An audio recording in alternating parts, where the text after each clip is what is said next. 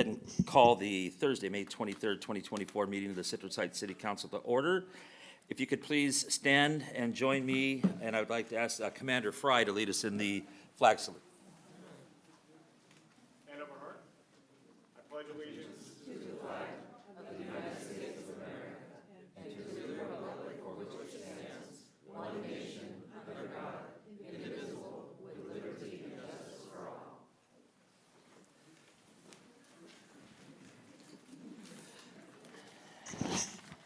Thank you, sir.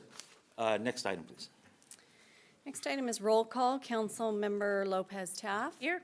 Councilmember Schaefer. Here. Councilmember Middleton. Here. Vice Mayor Karpinski Costa. Present. And Mayor Daniels. Here. Next item, please. This meeting of the Citrus Heights City Council is cablecast live on Metro Cable 14, the local government affairs channel on the Comcast Consolidated Communications and AT&T Uverse cable systems. This meeting is closed caption and live stream at citrusheights.net. Tonight's meeting replays on Monday, May 27th at 9 a.m. on Channel 14. And this meeting can also be viewed on the city's YouTube channel. Thank you very much. Next item, please. Next item is approval of agenda. Move approval. Second. It's been moved by Vice Mayor Karpinski Costa and seconded by Councilmember Middleton. Any questions or comments on the motion? Hearing none. All in favor? Aye. Opposed? Item passes. Next item, please. And Next. is DeCloy here? Nicole. Is Nicole. Nicole here yet? No, we're going to go ahead and hold item 4 then for a bit and come back to it. So we'll skip to presentation number 5, proclamation of the City of Citrus Heights proclaiming June 2nd through 8th, 2024 as National Garden Week. Thank you. I've asked Vice Mayor Karpinski Costa to present this proclamation. And as a gardener, and as Ash Feeney is a gardener, we are happy to do this proclamation. So I want to invite representatives from the Kiwanis Club of Citrus Heights, the Mesa Verde Key Club, and the Sylvan Ranch Community Garden Group to the podium, please. Are they here? Oh, there they all are. Wow. Come on up. It's going to be a fun group picture. This guy looks familiar. I don't know. Looks kind of familiar. For a second there, I thought we were going to have a flash mob. Well, I'm going to read the proclamation, and then you guys can take turns making comments about gardening. This is fun. This is fun for all of us, I'm sure. Anybody who grows tomatoes appreciates this. Whereas gardeners have a passion for, pardon me? Did I hear something? No, go ahead. Whereas gardeners have a passion for nurturing the beauty and resources of the earth through the planting of seeds, the care of all plants, and the riches of their efforts. And whereas gardeners seek to add beauty, splendor, fragrance, and nutrition to our lives through the growing of herbs, vegetables, foliage, and flowers. And whereas gardening furnishes a challenging and productive activity for our citizens, for those just learning, as well as those having years of experience. Whereas the Kiwanis Club of Citrus Heights, in collaboration with the Mesa Verde Key Club, work diligently to replace the aging school garden with a brand-new one that will offer students a valuable opportunity to engage in hands-on learning about horticulture and environmental stewardship. And whereas the Sylvan Ranch Community Garden has brought gardeners together since 2004 who are dedicated to teaching and cultivating through sustainable organic growing methods and donate 1,000 pounds of fresh produce each year to a local food closet. Whereas gardening enables community members across the nation and the world to make a world of difference in the communities where they reside and work. Now therefore be it resolved that the City Council of the City of Citrus Heights does hereby recognize the week of June 2 through 8, 2024 as National Garden Week, and further recognizes the Kiwanis Club of Citrus Heights, the Mesa Verde Key Club, and the Sylvan Ranch Community Garden for their commitment to the betterment of the community by creating thriving, sustainable gardens that will enrich the educational experience at Mesa Verde High School and benefit the entire local community. All right, so going to let you guys speak a little bit, and then we'll come down and get a picture. Maybe we'll stay up here since there's so many, but if there's somebody from each organization that wants to speak, This looks like go ahead. Kiwanis. This looks like the Kiwanis Club. He does look familiar, yes. Hello, everyone. City Council, thank you so much. Dr. Kopinska-Costa's words were exactly on point with what we were hoping for with the garden in Mesa Verde. I do have to say that we owe a huge amount of gratitude and thanks to our, to the Soroptimist Club for their time and their donations at a really critical point in that project. They were fundamental in making that happen, and having our students work with us on a daily basis, 3 to 4 times a week in that garden for up to 45 minutes to an hour has truly enriched our lives and enriched the entire campus, and we're extremely grateful for that. Thank you. And can you introduce yourself? Oh, I'm sorry. I'm Benjamin Middleton. I am the Key Club advisor from Kiwanis for Mesa Verde. This is my first year in that role, so it's been really gratifying. Very nice. Thank you. Anybody else? Where's our community garden people? Come on up. My name is Debbie Levon, and I'm with Sylvan Ranch Community Garden. And we have 72 beds, and they're all full Wow. this year. Also, we worked with Mary Poole this year, and we made arrangements to have Republic Services to bring in the compost that we get from our green waste bins. And that has been going very fast. So it's been opened up to all of the Citrus Heights residents, so they can come up. They just bring a tote and a shovel, and it's been, we can't get that guy out here fast enough for the next load. So that's been, well, working out very, very well. So, let's see, what else do we have? Composting workshop. Yes, thank you. Tomorrow, so the other thing is outside of having the collaboration between the city and Republic Services will be there on Saturday. They have 42 people coming to the compost workshop that they hold it about 3 times a year. And then we also have Citrus Heights Water District that also has a demonstration area in the corner, in the front corner by the flags and the signs. So that's been working out really well as well, so. And you do an annual vegetable sale, don't you? Have a, Yes, on every April, we have a plant sale, and that's also opened up. I mean, us as gardeners, we have to buy, we have to pay for ours as well, so we just grow it in our greenhouse. But we also open it up to the public. So that has been really well. That's one of our other income sources. So that's been well. I think that's about it. All right. I'll let somebody else. Thank you. Anybody else? I'm going to come up real quick because we had a wonderful time working with Kiwanis as the Soroptimist. It was really fun to teach some of the students how to separate the early spuds. we that should have had a came out. proclamation for the Soroptimists. That's okay. We worked can with share it with- Kiwanis. you We can shared share it, okay. finance and also with time. You know that And- we love you. Yes, and we love you guys too. And so it was very exciting to see the students grow. At first, they were even shy about talking about with us, and we felt like as we showed up that they did a lot in conversation with us. And then also, we did some rocks, and they made some decorations things with me, and so we did art with Barb. So it was Very real fun. nice. All right. Did he convince any of you to come up? Be bold. Should I just pick one? Can I say something really quickly? Yeah, absolutely. So I'm a new member of the Sylvan Ranch Community Garden, and I just want to talk about how gardening really brings people together. I'm a new resident to Citrus Heights. I just bought my first home when I moved from Welcome. Carmichael. Nice. So I've only been in Citrus Heights for a couple of months, but I've already made people that are like family to me. And it's all because of gardening, and I joined the garden. So I'm really excited to hopefully, through this upcoming week and the rest of the year and ongoing, watch gardening bring more people together and really, have a sense of community and be able to give back. So Very I just nice. wanted to. Thank you. Anybody else? Do you want to, I'm one of the founding members of the garden and been there since the very beginning when the council came up with the idea to do that. And I've seen so many changes. When we first started, it was just about a big pile of weeds and dirt out there. And we've managed up to like 72 garden boxes now. Most of them are all raised up for 2 feet. And started out, people had to, they wanted it raised, they bought the dirt, they bought the wood. We built it up. Now we're up to the point where we've got enough members that were able to actually buy the wood and raise them, and now the Republic Service has got their compost bin there, so they're using a lot of that compost to help fill them in too, so.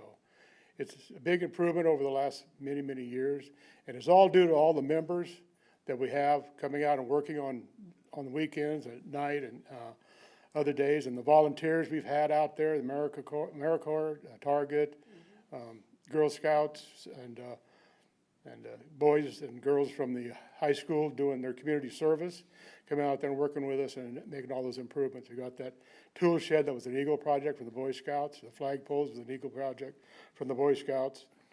We built ourselves a greenhouse so we'd have a way to raise some funds by selling plants at the beginning of the year to both garden members and the general public, which allows us to have funds to do all these things with. So been a big change over the years, and we thank the city council for all the support they've given us in the past, and all the members that are putting out all their daily efforts and weekly efforts to make the garden look good. Thank you, thank you. I know that was a brainchild of Henry Tingle and Jeannie Bruins that Yes. negotiated that spot. So we Absolutely. thank both of them. Thank you. Councilmember Middleton. So there's no secret that my husband, Ben Middleton, has been a huge champion of gardening. It started off as a COVID project, and he turned it into something where he wanted to give back to the local community.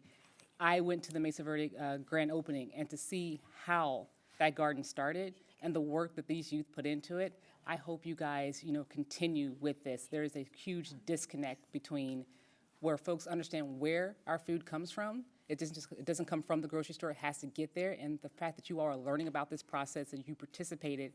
I remember those 100-degree days when you guys were out there about to sweat to death, and I really appreciate the fact that you stuck with it.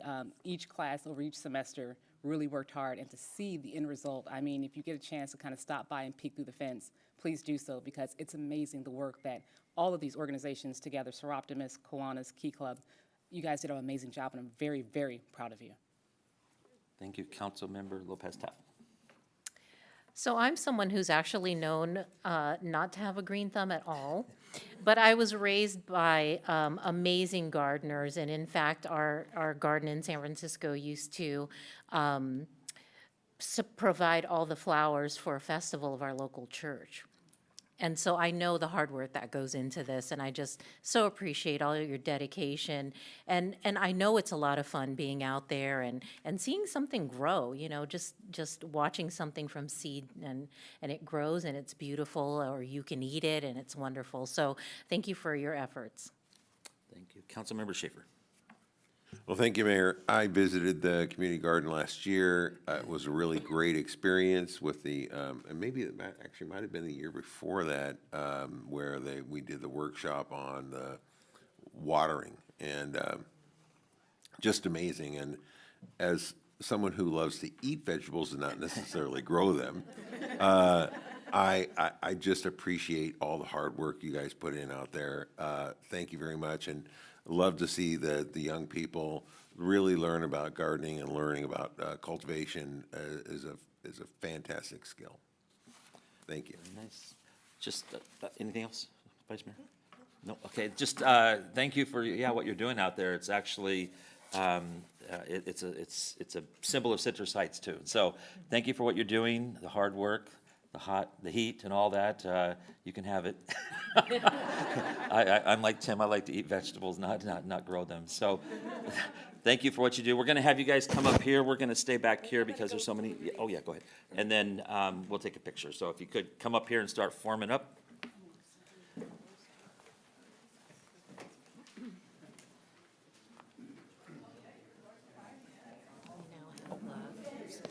Routine down for, Yeah. for our big group picture. Make sure I don't get hidden this time. Yeah. Pretend you like each other. Come on. Push it. There you go. Keep And then- pushing them. Yeah, it's fine. Yeah. There you go.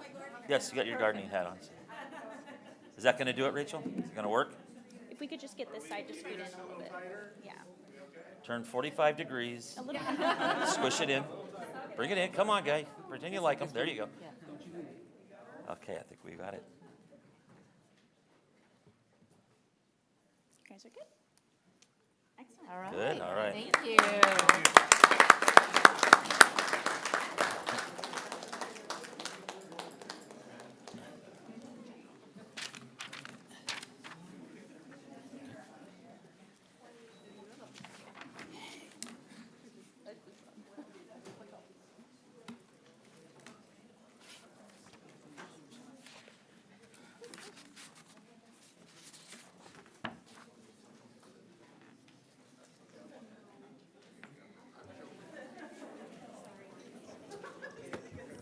Okay, Amy, go ahead. So we're going to go back to presentation number 4, which is the recognition of 2024 Spirit of San Juan honoree, Dacole Reed Herbert, Lycan K through 8 student. I'd like to go ahead and invite Lycan K through 8 student Nicole Reed Herbert to the podium to accept a certificate recognizing her outstanding accomplishments, which earned her a Spirit of San Juan Award. Hello again. Hi. Hi, this is going to be fun. So, I'm going to go ahead and read this certificate of recognition for you, and then maybe we'll have some comments, let you speak, and then we'll take some pictures and all of that, okay? All right. Okay. This is presented by the City of Citrus Heights to Dacole Reed Herbert. Am I saying it right? Dacole. See, they told, Dacole, I'm sorry, Dacole. The City of Citrus Heights hereby recognizes Dacole Reed Herbert as a 2024 Spirit of San Juan Award honoree.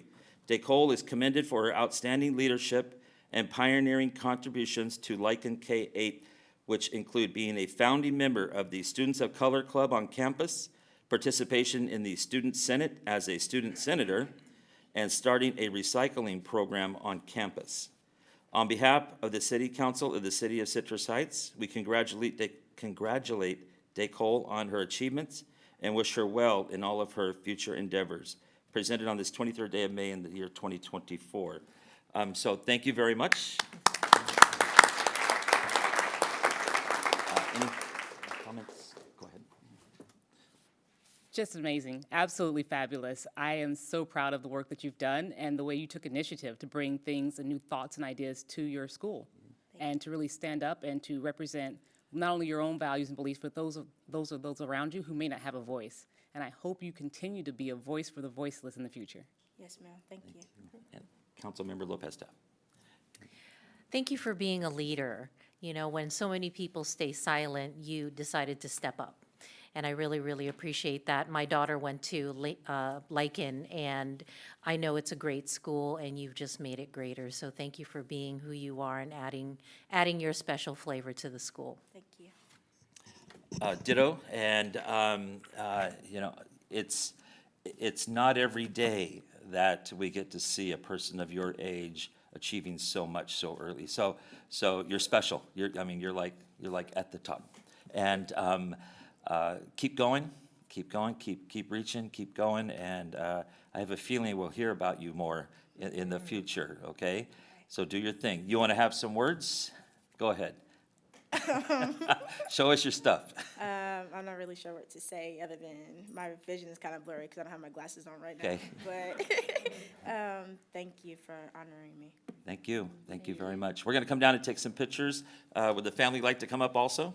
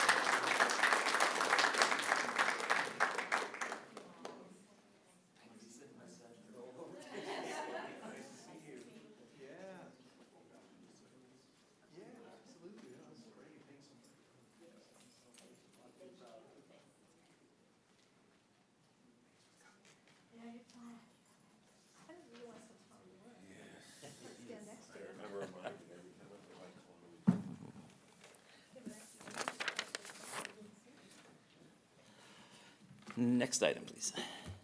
Next item is presentation number 6, presentation by Republic Services, recognition of the 2024 Sustainability Scholarship winners and the 2023 annual report.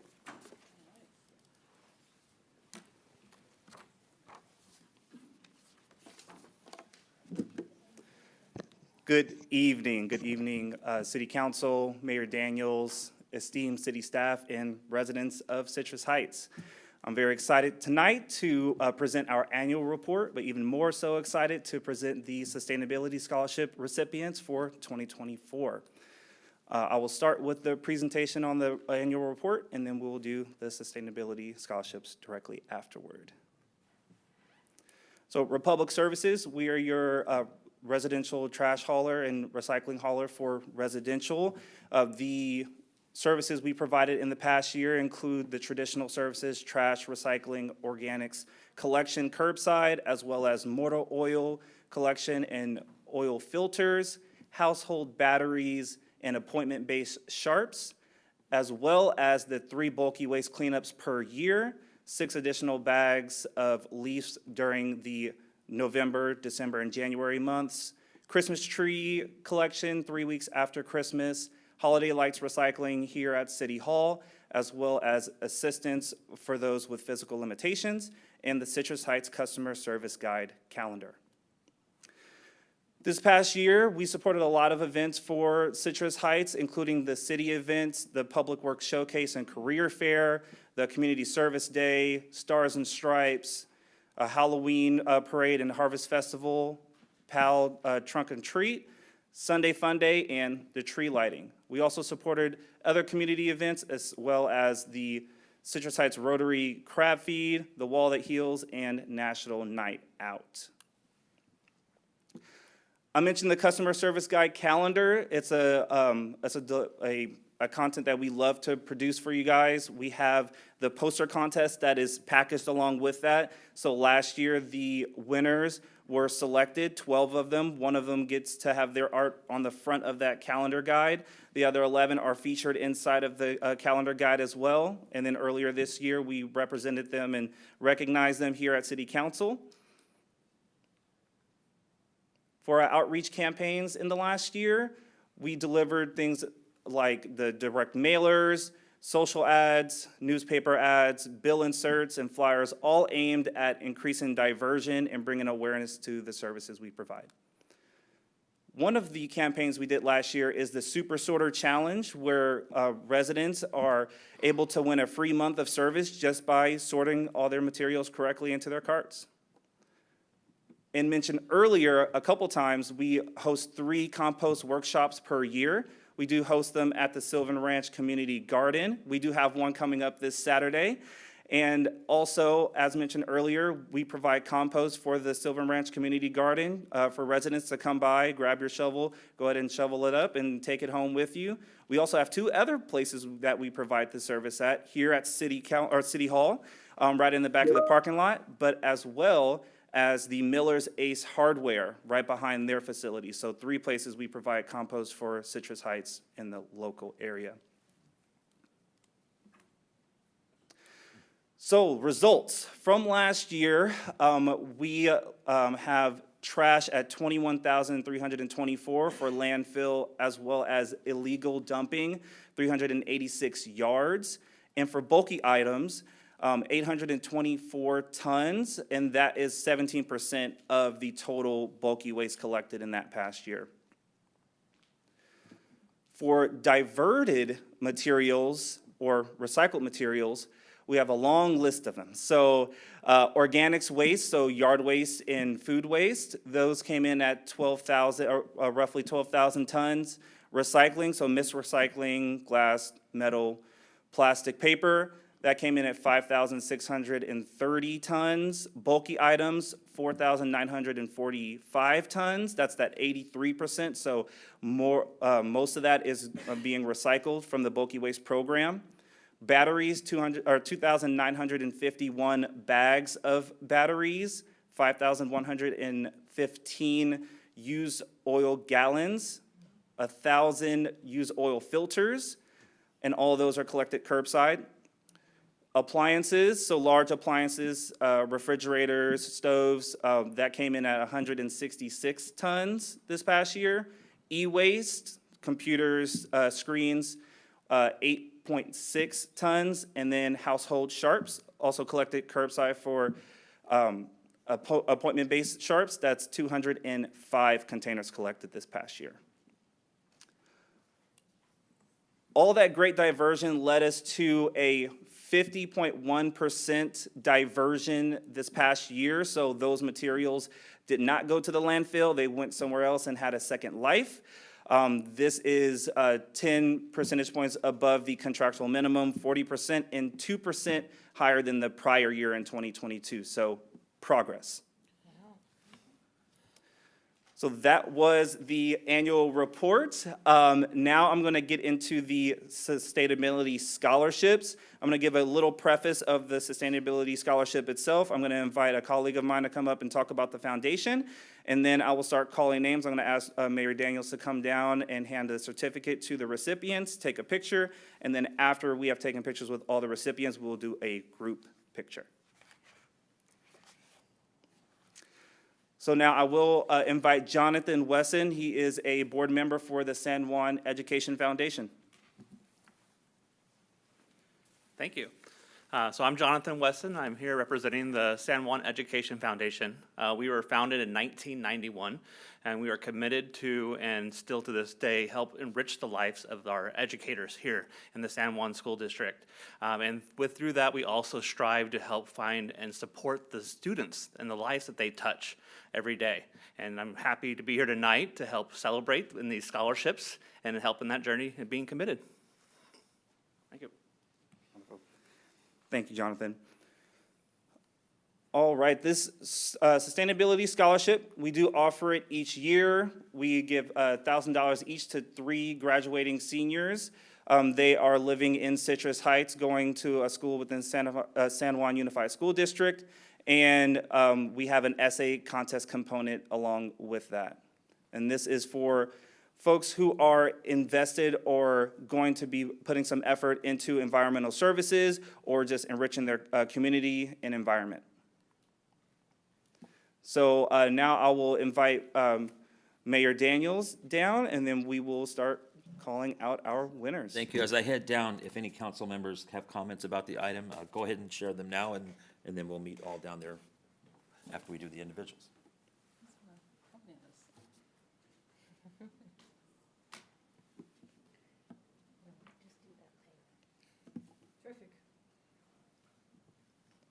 Terrific.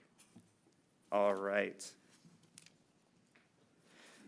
Okay, our first recipient tonight will be Layla Siddiqui. She is graduating from Mesa Verde High School. She plans on attending CSU Sacramento, and she will be pursuing a nursing degree. A couple interesting things about her is that she loves pasta salad, so do I. And she will be the first female in her family to go to college. Wow. And then right over here, we're gonna take a picture. Oh, you wanna stand right here next to the mayor?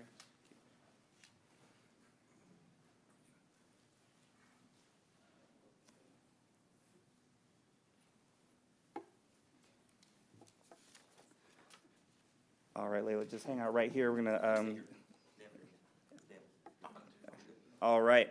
Our next recipient is Landon Einan, graduating from Bella Vista High School. Landon plans on attending UC Davis. This will help support him in his efforts to become a biomedical engineer.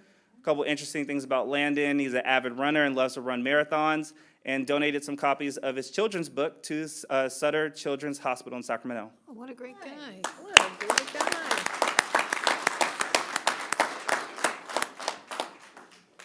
That must have been a hard choice.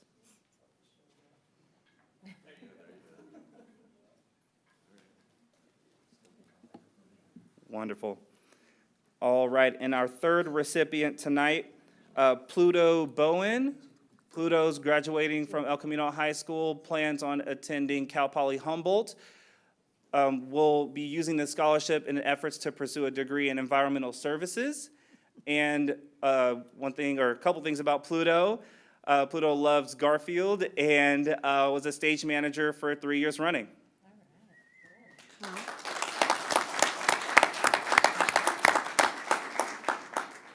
So Pluto's a dog and Garfield's a cat.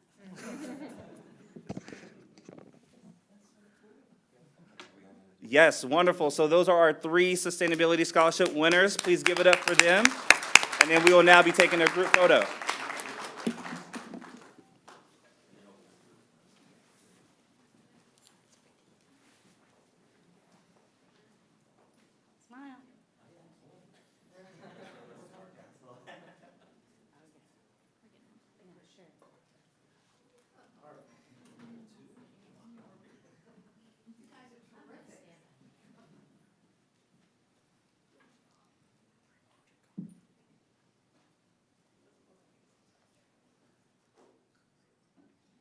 All right.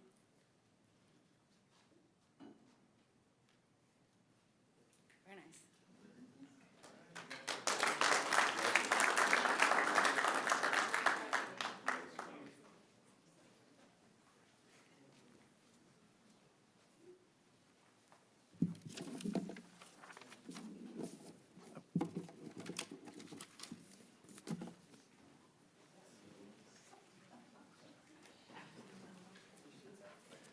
Find a blue hat. That was my problem.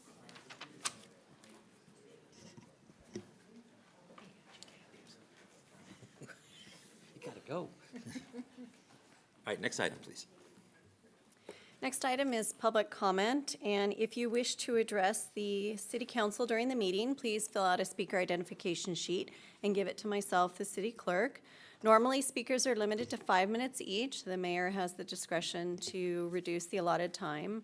We have a countdown display that will flash red at the end of the allotted time.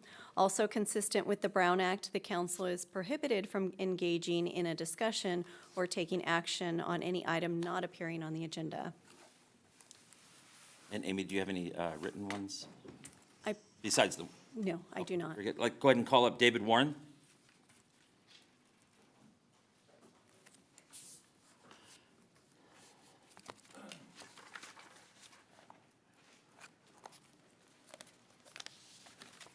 Good evening. My name is David Warren. I'm here tonight to discuss something a little different. First, my comments that I'm about to make are not in any way or should be considered a criticism of CHPD. They've gone out of their way to assist me, and unfortunately, in this world, no matter what they want to do, it's impossible to take care of the idiots that have created my problem. In the last few months, I've appeared several times before the city council on various matters. And immediately thereafter, I started getting phone calls at home saying, it's too bad Hitler didn't get you all. We should kill all the Jews. And on one occasion, when my wife, who's an invalid now, picked up the phone, and as I was picking it up, there was a man saying, I'm going to rape and kill you. Now, the anti-Semitism that is running through the world has reached Citrus Heights. Now, I am addressing the city council tonight because for some reason it appears that after I speak to the city council, whoever these people are, seem to respond because they see me here and then start picking up the phone and calling me. The phone calls come that show no phone number, and they somehow beat my system at home that says you're not supposed to, calls are not supposed to come through unless they show a phone number, but nonetheless they do. Now, I can't stop hatred. I can't stop stupidity in our community, but I can speak up and say, this is not what we stand for. There's a man by the name of Meir Kahane. He was a rabbi who went off the deep end in New York, started the Jewish Defense League, and then went to Israel and became an extraordinarily crazy man who believed in the manifest destiny of Hebrews to take over all of what was Palestine as described in the Bible, which is just as stupid as the people who are fighting today all over the world saying, my belief is the correct one. But he did say one thing, never again, and I believe that. I have lived in this community for 25 years. I cannot wear my yarmulke in the community because when I was at Safeway, on several occasions, young men have come and knocked it off my head. Oh, no. Now, if my wife were not so ill, I would say the heck with it, and I'd stand up to these people, but I can't afford to be injured because I'm my wife's caregiver. I can't afford to have people calling my home and threatening my wife. Now, is there anything the CHPD can do? No. We can't stop it. The CHPD is not designed to put traps on telephones and spend hours trying to find out what stupid people we have that are bothering me.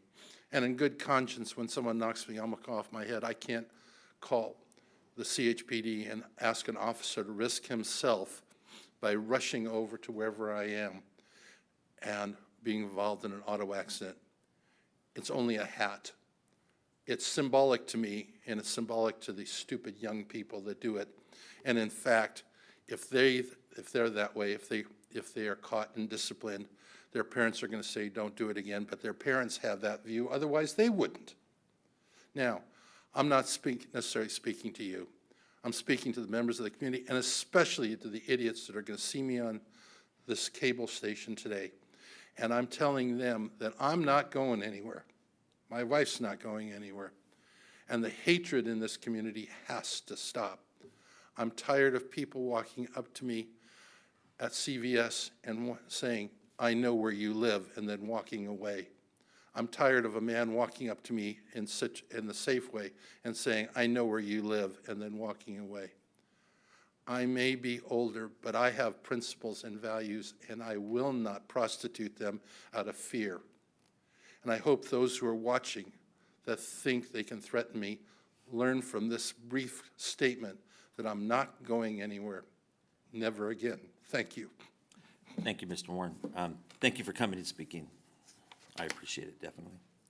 And I just want to encourage anybody that is receiving any similar behavior to report it. It's not going to be tolerated. It's not to be tolerated. It's not who we are. And we can only hope that on some level that somebody demonstrating such behavior is caught and dealt with appropriately. Thank you, Mr. Warren. Okay, any other speakers? Amy, I don't believe we have any. Next item, please. Next item is comments by council members and regional board updates. Councilmember Middleton. Thank you, Mayor. Let's see, May 17th, I attended the Sac Valley Division meeting. It was held in Lake Shasta Lake, sorry. And we actually went over a couple of proposals and had a few presentations about affordable housing. And there was a tour of the dam, but I didn't go because got to get home, get kids off the bus, right? It's a long drive. Then it was on 5/16. I went to the Greater Sacramento Economic Council annual event. It was great to see a lot of our regional leaders, to hear what's going on, and watch everyone and see what accolades they've gotten and how they've helped to impact our Greater Sacramento region.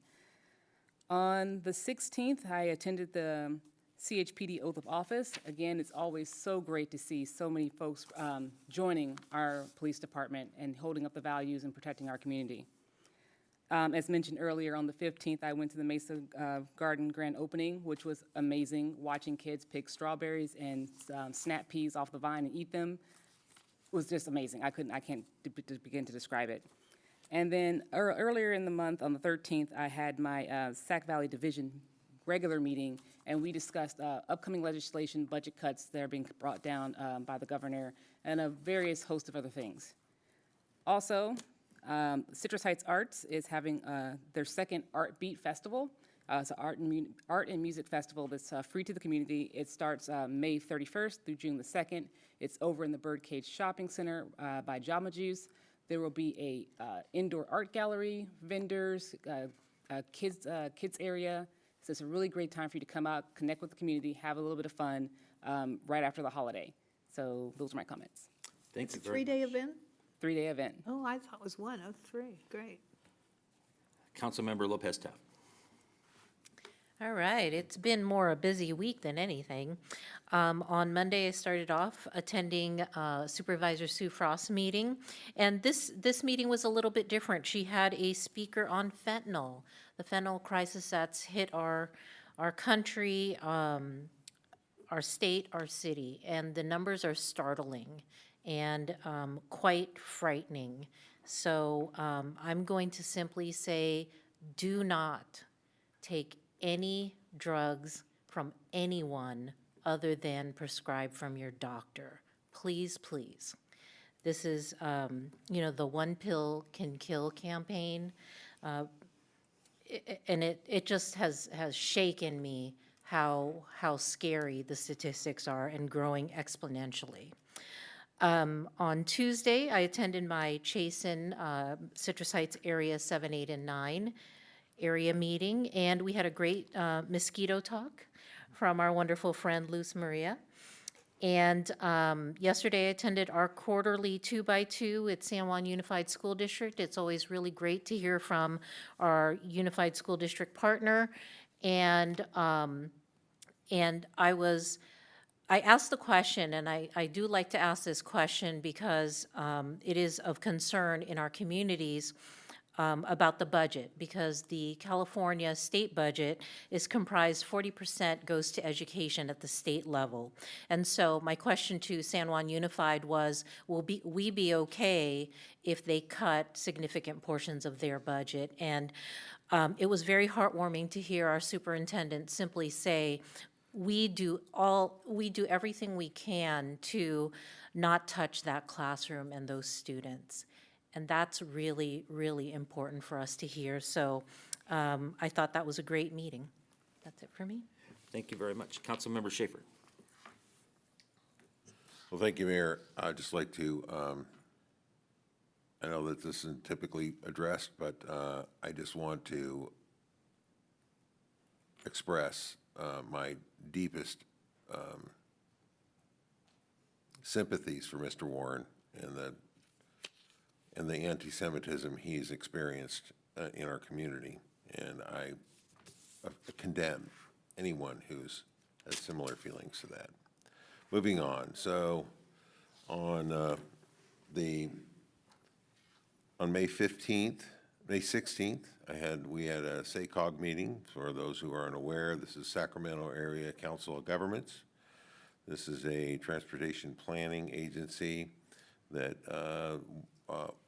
many different cities sit on this board. I think there's 28 cities there, and we are looking at adopting the 2025 blueprint, and some troubling steps there. And I understand the purpose for this is to reduce greenhouse gases and vehicles miles traveled, but to reduce the number of single-family homes.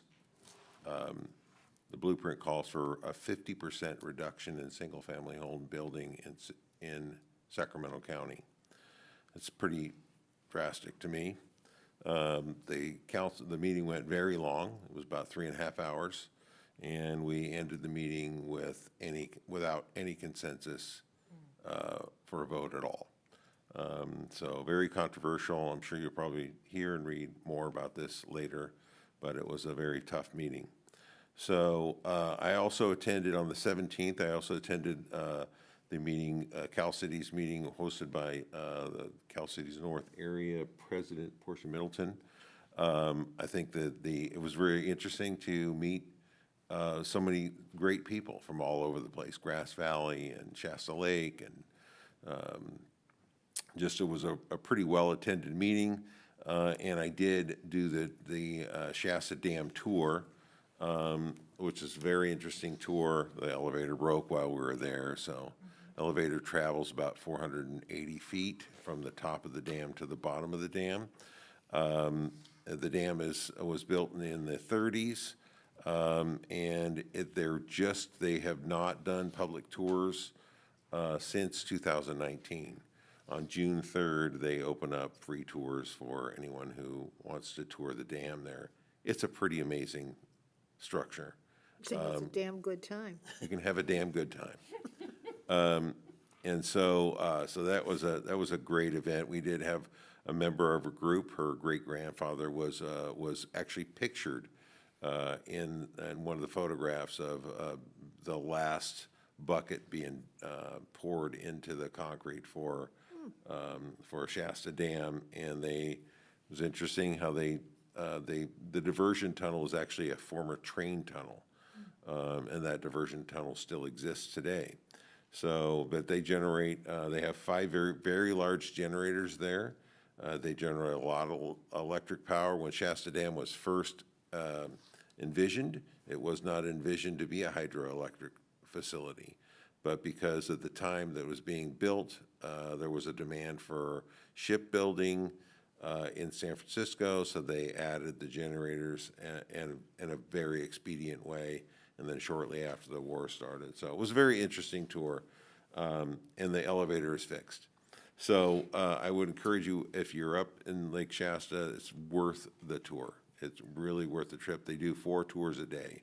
So starting at 9, and the last one is over at 2 o'clock. So with that, I just want to remind everyone that this, even though I will not be able to attend, I will be out of state on Memorial Day, but Memorial Day, we have a Memorial Day celebration on Monday. I would encourage you to, Sylvan Cemetery does a wonderful, and that's right here, and does a wonderful tribute to our fallen veterans and fallen, and it's a great event. I would encourage everyone to attend that. So with that, that's all I have, Mayor. Thank you very much. Vice Mayor Karpinski-Costa. Seems like I've been very busy. So we all went to, most of us went to Hearts for Heroes, where they recognized our very own, now Commander Mike Wells and his dog Ellie. You know, Ellie is our dog that is for the comfort of the first responders that we have in our service, our 911 operators, our police people, and she's a great dog, and this organization supplies dogs to firemen, homes, you know, and we got only, I think, the only comfort dog for the police, and she's a great dog, and he's a great guy, and wife is nice. I sat next to her. It was a great event. But then, on the 14th, I went to Nicholas Dairy. This is like a new thing. This was incredible. You talk about Farm Week. Nicholas Dairy was a dairy back in the 1800s, and it was like probably the foremost dairy of the area. They had the best equipment. Every time there was, you know, instead of being out there milking the cows twice a day by hand, they were the first dairy to get automatic milkers. And so over the years, it's out in Elk Grove, and it's part of now the sewer district. So the sewer district, which I'm on the board, kind of owns it. And they teamed up with an outfit called SacramentoSplash.org, which is a nonprofit that educates kids. And they operate, the dairy now is just a place where kids from grades 2 through 5 go and experience what they call the AWE program, AWE. And the AWE stands for agriculture, what's the W? This is incredible. Water and energy or environment. So when I was there, there's no more cows. The cows are gone, but some of the equipment is still there, so the kids learn how it goes from cow to carton. And they have 40-minute sessions at various places where they can, different aspects of the environment are taught to them. There's a certain program for grades 2 and 3, and then another program for 4 and 5. They get hydroponics. It is just such an incredible, I was there when the kids were there listening to the docents give their talks. They grow vegetables, they grow flowers, they teach composting, they teach these kids mostly from Title I schools that have probably never seen, you know, anything. They do some leather working, and they get to take home a key thing. And when I was there, a monarch butterfly had just formed a chrysalis, and I heard that chrysalis hatched a couple days ago, and the kids were there to watch it, so another group was there. And unfortunately, San Juan doesn't go down there very much because they just don't want to send the buses. So the parents volunteered to drive the kids, but they don't want the parents there because it's really for kids, it's not for the parents. So I said, why don't you just get a tent, get a Starbucks carton, and put the parents over there and let the kids go do their thing. Anyhow, it's a wonderful thing. You know, it's the kids, every kid should have to go through this program. It's just wonderful. So I went there. Then we had the economic, that was another event we all went to, the annual economic thing at the barn. That was a social event. Then Brews in the Burbs, we went to Brews in the Burbs. You went to that. He doesn't drink beer, but I did. It was It's all right. It was tasty. Then, at the same day, though, before I went to Brews in the Burbs, I wish I'd gone to Brews in the Burbs before I went to Kevin Bracey's positivity party. When it said on the ticket, bring earplugs, I kind of ignored that. I thought, oh, what are they gonna have, one little hop song, you know? Mm-mm. It was so loud, and the kids just danced. It was at Mesa Verde Gym, and the kids just wear sparkly, they put the dark, and the kids are wearing all these sparklies, and I could only stay 20 minutes because I didn't bring earplugs. So it was very loud, but he is a incredible, energetic guy that gets these kids to do good stuff. I did go to Sue Frost's meeting as well. I won the door prize, which was 2 tickets to the, what is that, baseball team in Sacramento? Yeah. And I'm donating that to the Veterans Center, who is having an event in June to raise money, and that'll be a raffle ticket. But the speaker is Angela Webb and her husband Webb, and I think he said he trains even our police in drug recognition. And she does give talks throughout the area to schools. Really, she gave everybody Narcan. And Alfred has had to administer Narcan to some of the homeless people he's run across. It's the antidote to fentanyl.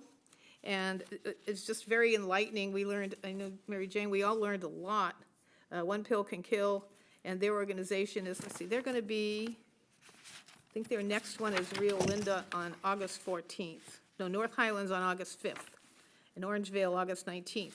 If you bring your kids to see this, because they'll learn a lot. Went to, after I left Sue Frost, I ran over to the SOAR meeting. Want to thank our code enforcement and Susan McClendon for coming and to be speaking at our SOAR meeting. Then next morning, I went to the mosquito district meeting, and we aren't really big on West Nile yet. That's not really, we still want to look for the day-biting mosquitoes, but we also have now got our dead bird hotline open. So if you find a dead bird, you go on the website fightthebite.net, and there's underneath it says service requests.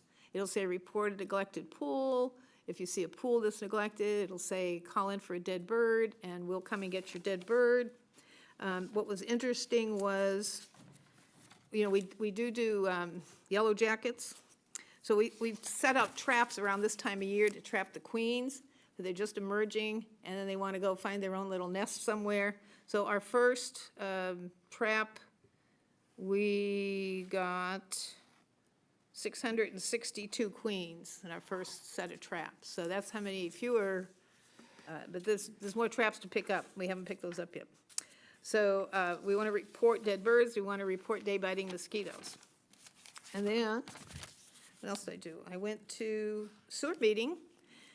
You know, the sewer rates are going up. I told you that last time, but we also, at this last meeting, we increased the lifeline deductions, that if you are 200% of the federal poverty level, which I don't even know what that is, but if you're 200%, then you qualify for discounts. And the discounts going up this year, basically, if you get, which we all do, get both the sewer collection and the sewer treatment, comes out to about $195 a year. And if you qualify for SMUD, you qualify for sewer. That's enough qualification.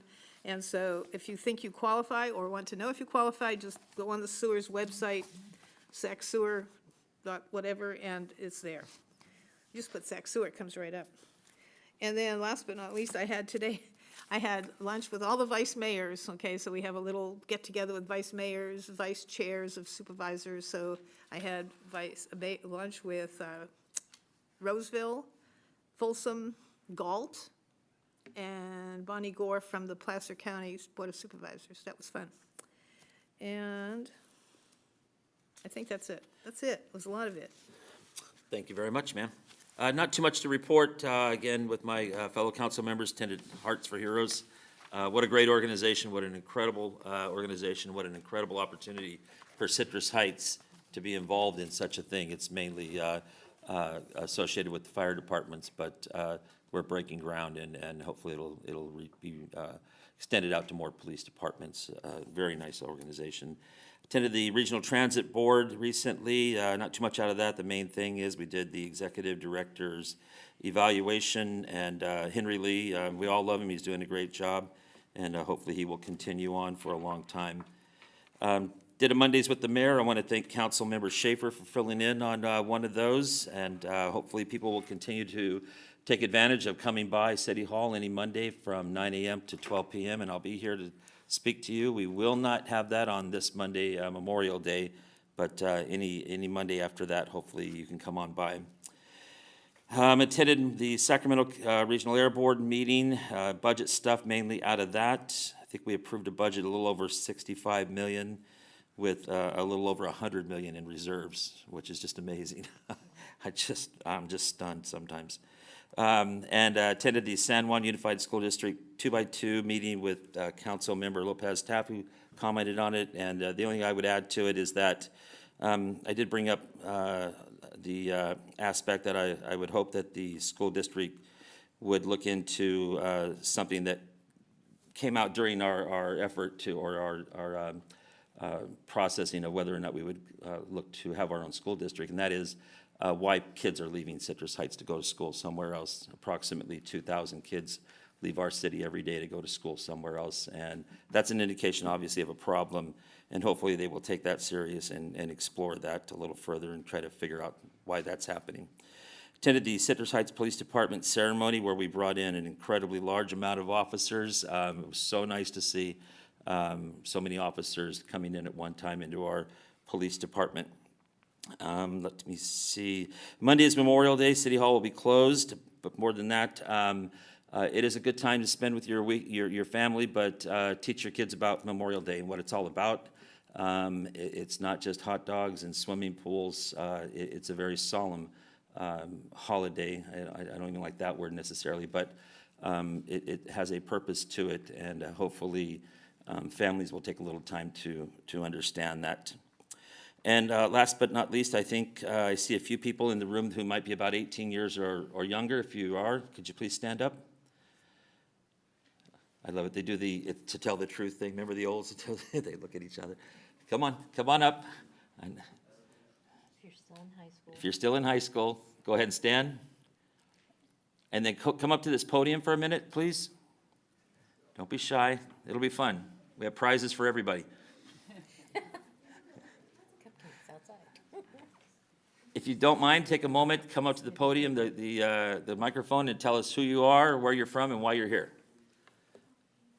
I'll go first. My name's Maxim Shadyk. I live here in Citrus Heights. I go to Bella Vista High School, and I'm here for a project.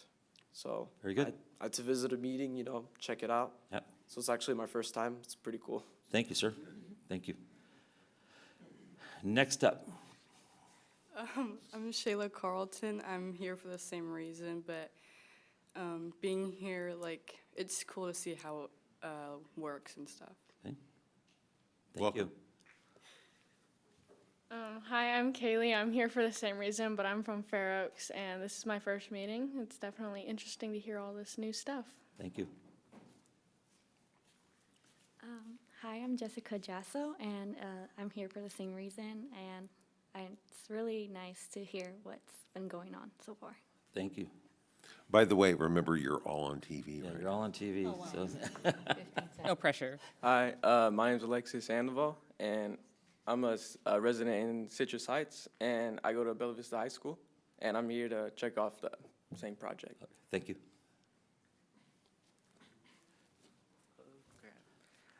Hi, my name's Javi. I live in Citrus Heights, and I'm just here for my class, American Gov. Thank you.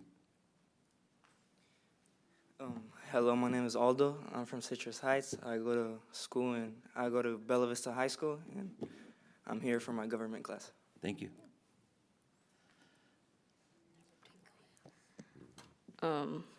My name is Chloe Cardenas. I'm also coming here from Bella Vista High School, but I also decided I can take it as an opportunity to learn about my neighboring communities and their issues. Thank you. My name is Tori Delisle. I actually used to go to Bella Vista, but I don't anymore. He does, and he's doing the government project, so I'm here with him. Good support. Yeah. All right. All right, as the last one, you get to sing us a song. Oh. Because we saw you up front Bella earlier. Vista. Now, go ahead and introduce yourself. I'm Wyatt Knutson. I go to Bella Vista. I live here in Citrus Heights, right down Greenback, and I'm here for the same project. But it's pretty cool learning. It's my first time here. It's pretty cool being here. And This class of yours? I mean, I know how many are here, but Probably you like- had 'em at prior council meetings. it's probably like At prior council meetings, we've had students, and they all come from Bella Vista. Well, how big's your class? probably about 30 kids. There's 30 kids in the actual class itself. I think in the senior class, there's probably 600, Are you all seniors? maybe. Yeah. Play football? What's that? Play football? Oh, yeah, I used to. I got injured. Oh, sorry. I lost my scholarships and stuff. Oh, Sorry, no. buddy. So if you guys want to take a picture, you can line up here and Come on all we'll, up here, you know, guys. your evidence for your teachers. Just line up here and we'll stand behind you guys to take a picture. Can we stand up here? Hand your one phone or a couple phones to Don't be shy. our Short staff. people in the front, Yeah, tall people in the bunch back. together. Rachel will take it. Somebody give Rachel your phone. There you go. We need to It move didn't, on. it didn't happen if you So we didn't take pictures. kind of center ourselves.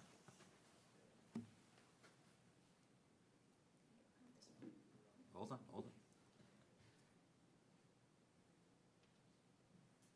Good thing we All have right. one. Thank you, Thank guys. you. Yeah. Thank you for coming. Waiting for the next one.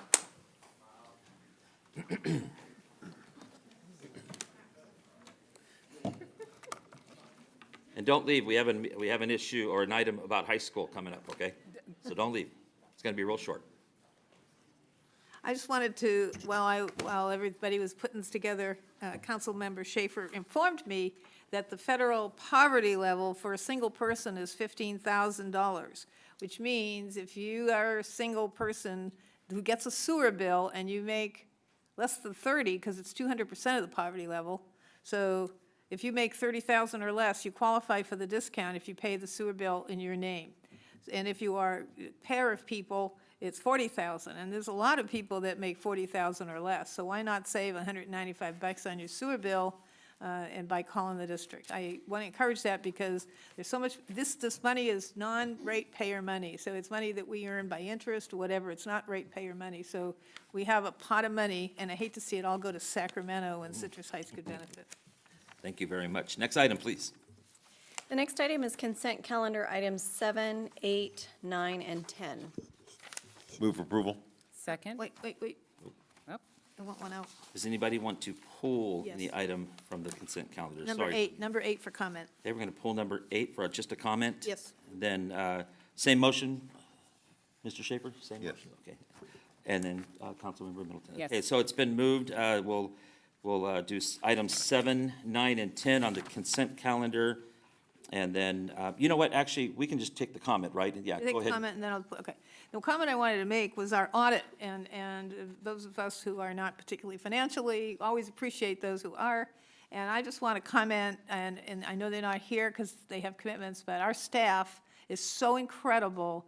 Doing an audit with an outside auditing firm is tough. I mean, they come through and they make sure that every dot is dotted and every line is crossed, and they do a great job. And our financial department of Susan and Alberto are just wonderful, and I just want to compliment staff for the great job. We have a clean audit, and it went well, and I just want to relay that to staff, that we appreciate the hard work, because they're always behind the scenes.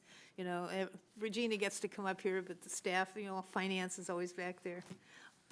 So, Thank you for your comments. I'll make sure that I share those with them, and they know We that appreciate they it. very much will appreciate and that. I'm always proud when because I know we get awards for our financial reporting and stuff, but that's a great team over there. And very important work. Okay, with that, I'll move all the item, all the Okay. consent calendar. So we'll go with the motion by Vice Mayor Karpinski-Costa to move all items. Is there a second? I second. And seconded by Councilmember Schaefer. Any comments or questions about the motion? Hearing none, all in favor, say aye. Aye. Opposed? Item passes. Next item, please. The next item is regular calendar, item number 11. The subject is school safety options. And there are 4 options that were presented on the city council agenda, and they will be presented by the police department. Good evening, Mayor, members of council. Alex Turcott, your chief of police. On April 25th, City Council asked us to return with some options for school safety surrounding the feasibility of putting SROs into the 2 high schools. We have 4 options for you here tonight, and we're seeking council direction to staff. Option 1 is to hire and fund 2 additional full-time school resource officers. This would be an officer assigned to each high school. The fiscal impact of that would be approximately $370,000 per year. Currently, San Juan Unified utilizes Safe Schools program to handle administrative investigations and threat assessments that were previously assigned to SROs. This would add those school officers directly to the campus. The second option is to utilize existing sworn positions and to move folks from other assignments to reassign them to our SRO program. This would have negligible fiscal impact, but would cause an operational impact, obviously, to the areas that they're currently assigned. Option 3 is kind of a creative option there of both. What option 3 is to utilize our current PD traffic unit to create a school liaison program. And what this would be was our current traffic officers work well with the schools right now. They are there for traffic enforcement. They're there for demonstrations, alcohol awareness campaigns, drug and safety, and do demos there too. They currently are with the principal partnerships into some of those meetings. This option would basically just enhance that to a more formal relationship and make primary liaison for the schools. So our Safe Schools would still continue to do that administrative duties of what used to be the SROs.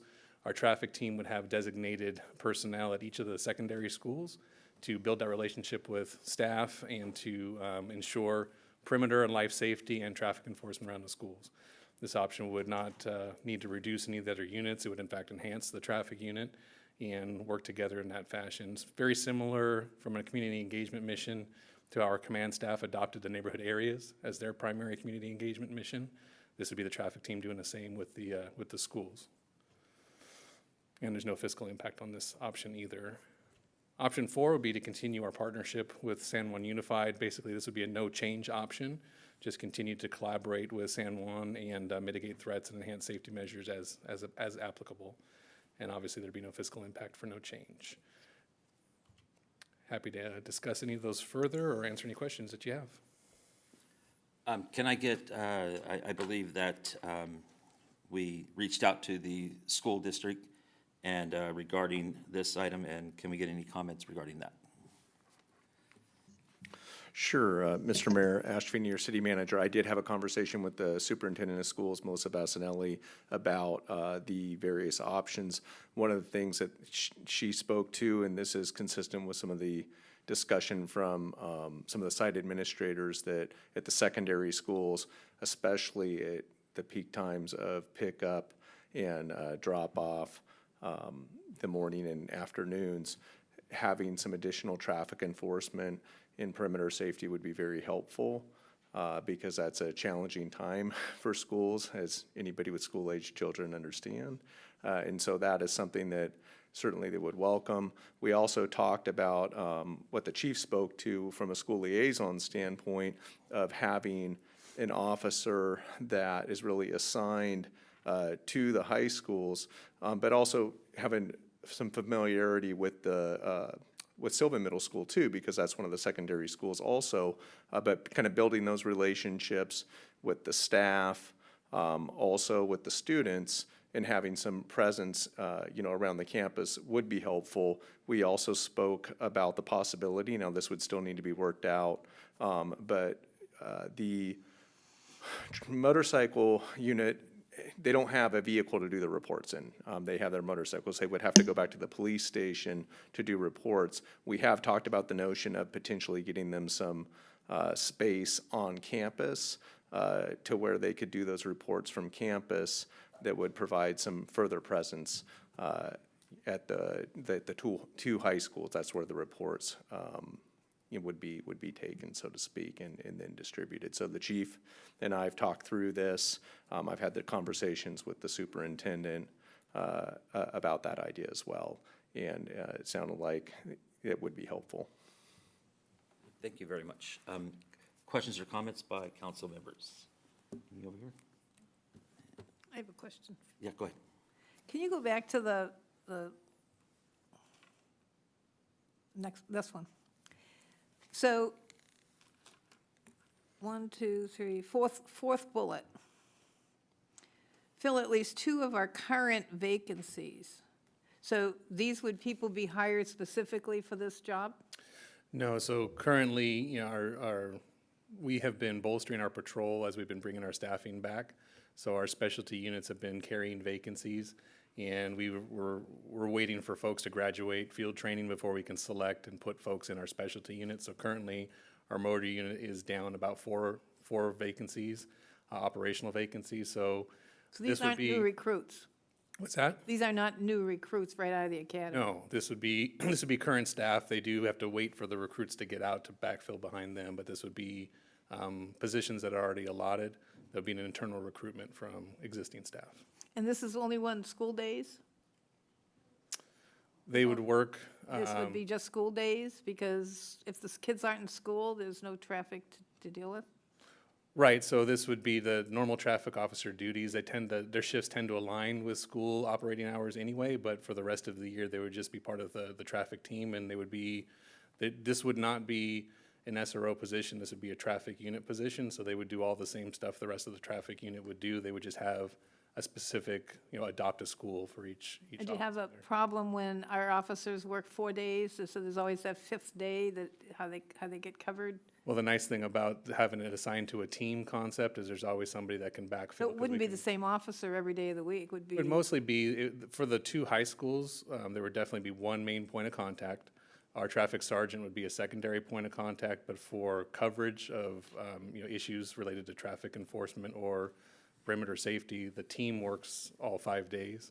And so we'd be able to cover that down on any day that they're gone. Also for training or vacation or court or any of those kind of items, that by assigning it to a team, there's more redundancy there and there's more backup to be able to. Because sometimes kids establish a connection to an officer, and it's sad if the same officer isn't there all the time. It'll mostly be the same officer, but like you indicated, our staff works 4 10s, but we'll spread them out through the week. So they would mostly have the one officer contact, but then the team can back that officer up if there's days off or other needs that they have. Okay. Anything else down here? For now? Any speakers? I do not have any for this item. I would just comment on what Vice Mayor Karpinski-Costa said. I think it's a very good point that establishing those relationships are really important. And that's one of the hopes from the program, is establishing relationships. And it does seem like in an ideal world, it would be better to have one person here and one person there.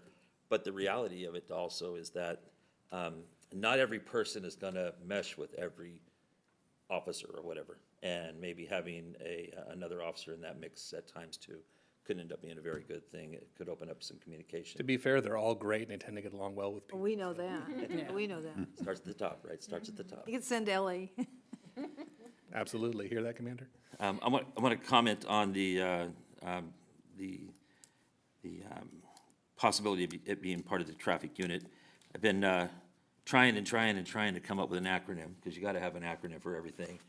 And so it's the school liaison officer, so we could go with SLOW, and we could have the Slow Down campaign or something like that. But we just got to work on that a little bit, maybe Stayed up massage all that. night thinking that, didn't You know, you? it's actually in the last 3 minutes it finally came to me. It's like, what acronym could we come up with for this kind of thing? So I want to take a moment Slow and, teams, not necessarily knowing which direction we're going, but I do want to take a moment to highly commend City Manager Ashvini for working back and forth and having a lot of conversations and bringing this idea forward as a possible solution to where I think the council has been and trying to find a path forward to still doing what we need to be doing in the city, which is enforcing traffic and stuff like that, but still recognizing that we have a great need to protect our kids in school. And so for me, it's not the ideal solution, but for me, it's definitely a move in the right direction. And I'm hoping my fellow council members also recognize that and will hopefully join me in supporting option C. Mayor, I'll support that. I think it is a very balanced approach. We all know how I feel about the situation, but this is where I see a little bit of give, because I do see where there is a benefit not only to the students, but also to the community as well. So I support option C as well. And I think the other thing, yeah, thank you, Councilmember Middleton, it is that it puts officers in close proximity, if not right in, heavy traffic areas to begin with. And so there's a lot of win-wins here. I'm not finding a lose in here. And so, again, I just want to commend Ash for bringing it forward as an idea, as a solution that hopefully gets us to the right spot. Well, thank you, Mr. Mayor, and I can't take all the credit. Chief and I put our heads together on this, and we knew that this is something that we were trying to come up with some solutions, so we worked together. Thank you for that. Appreciate those comments. Any other questions or comments? Any motions? I'll Like, move, oh, go ahead. I'll move option C to utilize the police department's current traffic unit to create a school liaison program to provide enhanced traffic enforcement and life safety, including perimeter security at Citrus Heights schools. I'd like to second that. It's been moved by Councilmember Middleton and seconded by Councilmember Schaefer. Any questions or comments to the motion? All those in favor? Aye. Aye. Opposed? Item passes. I want to thank my fellow council members, honestly. I think it's a big deal. Anything to not put it on the agenda again. Yeah, and not for at least a few more weeks. But no, honestly, thank you so much. I think this is actually something that maybe even Citrus Heights, as it's known to be, might be a catalyst for other areas that take on the same kind of approach. So thank you very much. Next item, please. Next item, department reports, and we have none. So the next item is city manager items.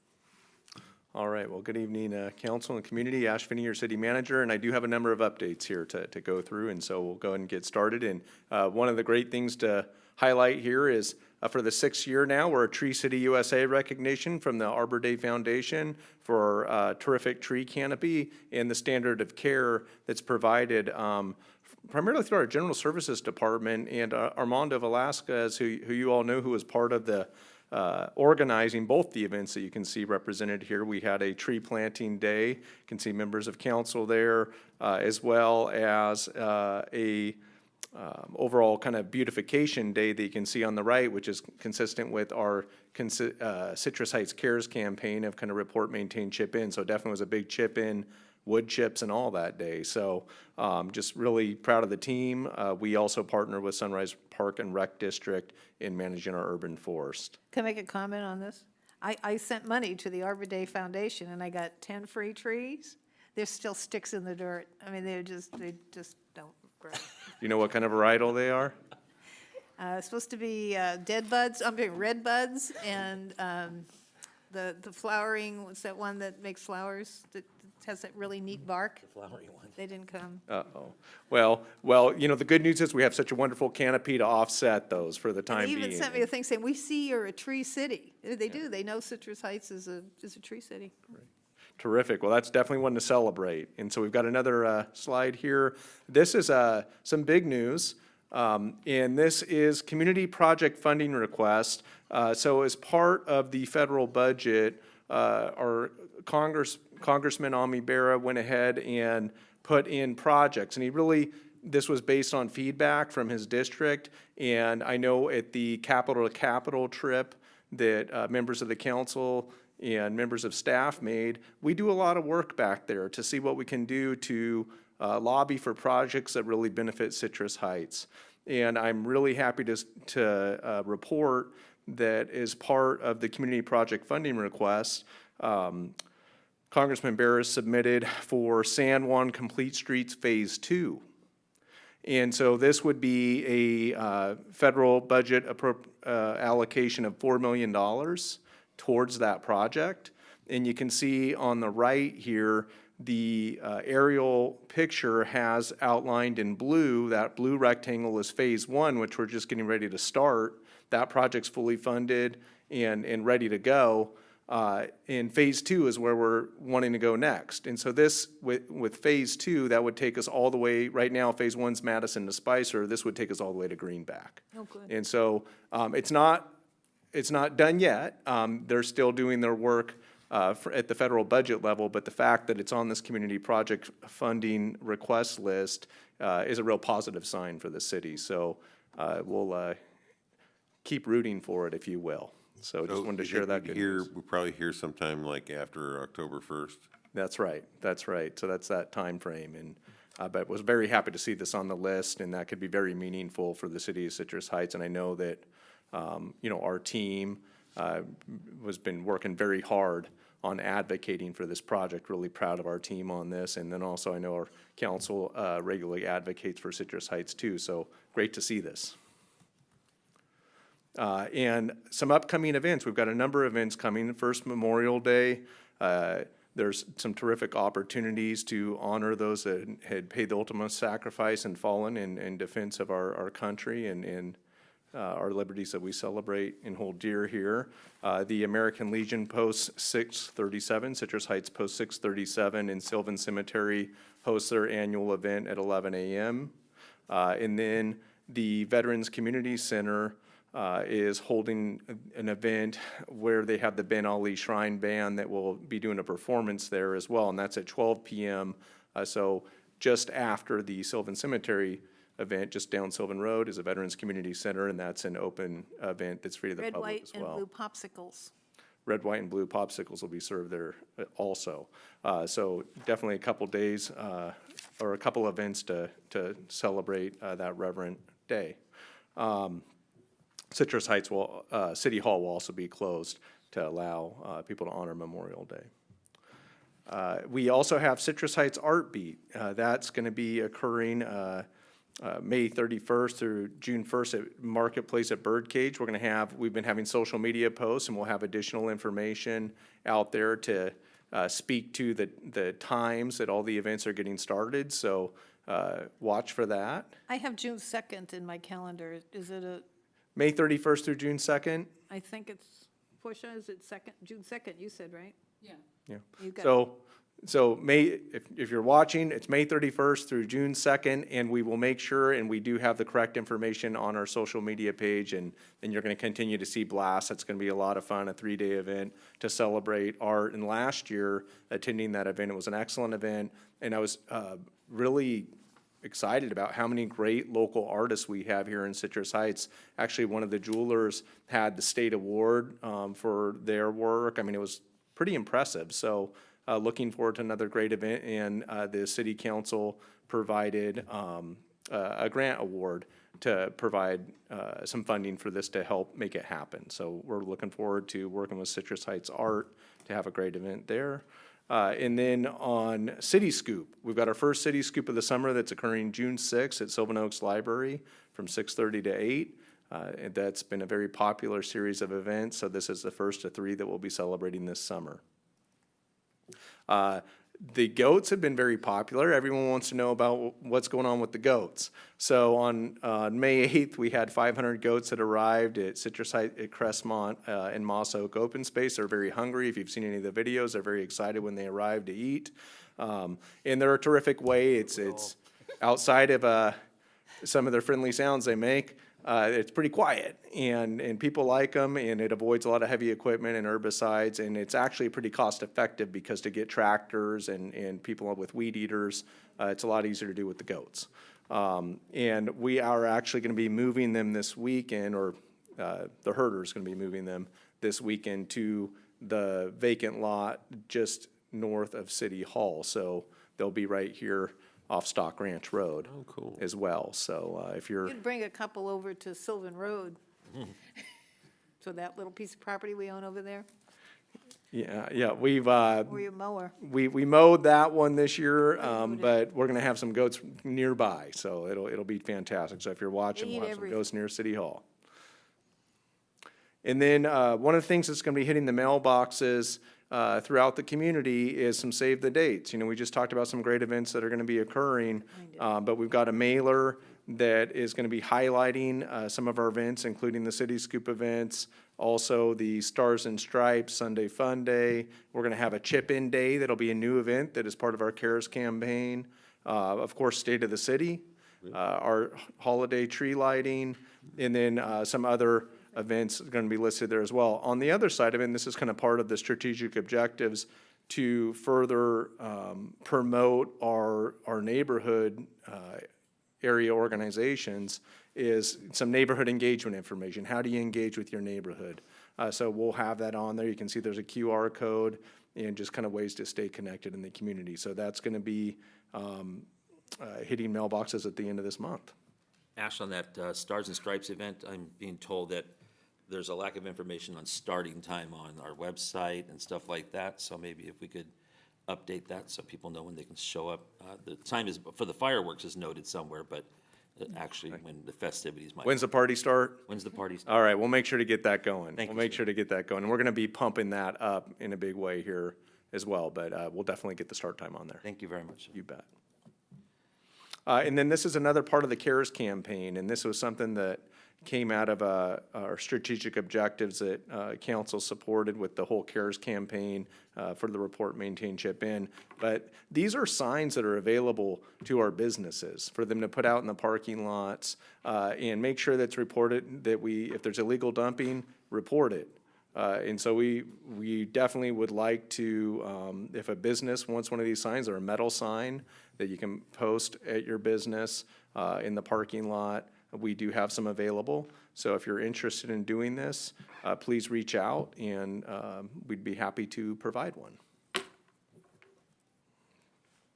And then finally, at the May 22nd Planning Commission meeting, which occurred just last night, the Planning Commission recommended the City Council approve a tentative map in a development agreement for the corner of Sunrise and Greenback, which is almost 3 acres. And this would really, this is the first project that we've seen processed under the Sunrise Tomorrow plan. And it basically splits that existing parcel into 3 parcels. One maintains the existing bank that's there, but just east of there, there's a parcel for a hotel site. And then development agreement, it specifies the type and brands of hotels that would be acceptable to make sure that it's a good brand for the city. And then also a retail restaurant pad that would be just south of the bank building off Sunrise. So excited to see this come before the council. Certainly it's going to be one that you're going to be have a public hearing on in front of you, but just letting the community know that the Planning Commission took this action. It's going to be something that's coming to the council at a meeting in the future. And that concludes my comments. Thank you, sir. Next item, please. Next item is items requested by council members or future agenda items. Anything? Go ahead.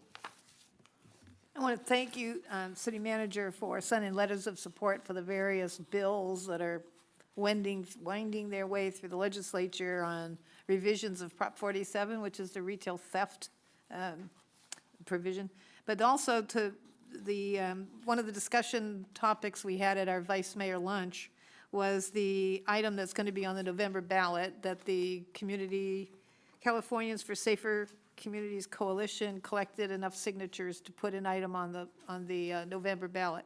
There was a discussion on whether we as a council can do a support letter or support, and I'm not even sure where you send it or how you support this thing. So I'm hoping to find out more information, and if I do, I'm thinking that maybe we could have an agenda item in the future on it, Like a resolution?